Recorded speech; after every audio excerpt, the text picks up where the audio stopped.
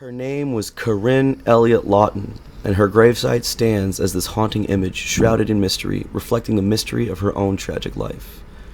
Welcome to Wicked Wanderlust. Today I will tell you the tragic legend of Corrine Elliot Lawton. Born in 1846, Corrine was the eldest daughter of a very prominent family in Savannah, Georgia, her father being Alexander Robert Lawton, a Confederate general, a prominent lawyer, and later a U.S. ambassador. Corrine was raised in the life of privilege and the finer things, and she had grown up being a big fan of theater and the fine arts. Corrine was known around Savannah for her beauty, her wit, and her charm, and despite the life she was given, it wasn't exactly free of turmoil and suffering.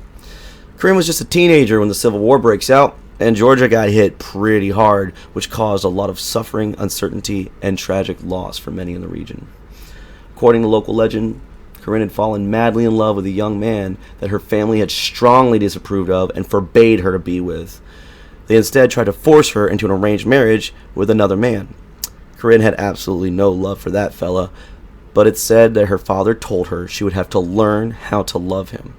Corrine is devastated, she's heartbroken, and she refuses to submit to the pressure of her family.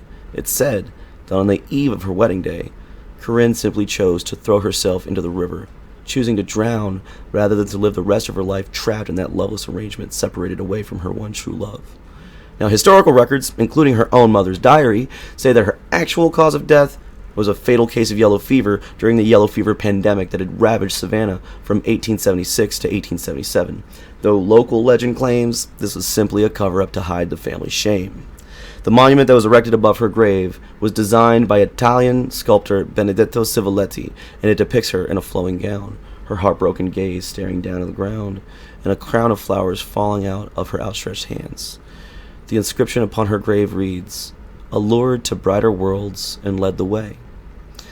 Now, in the background, her father's tomb towers as a massive archway, with Jesus Christ himself standing right in front of it, as if he is guiding passersby to pass through the gates of the kingdom of heaven.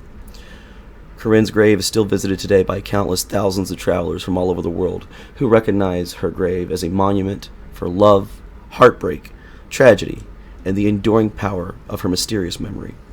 And you could also visit Corrine's grave.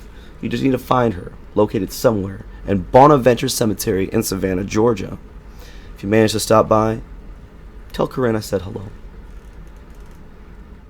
Thanks for checking out Wicked Wanderlust. If you enjoyed this video, make sure you're subscribed so you don't miss the next chapter. I appreciate a like, share, follow, whatever feels right for you. But make sure you stay safe, stay spooky, and stay tuned to Wicked Wanderlust. Catch you next time, y'all.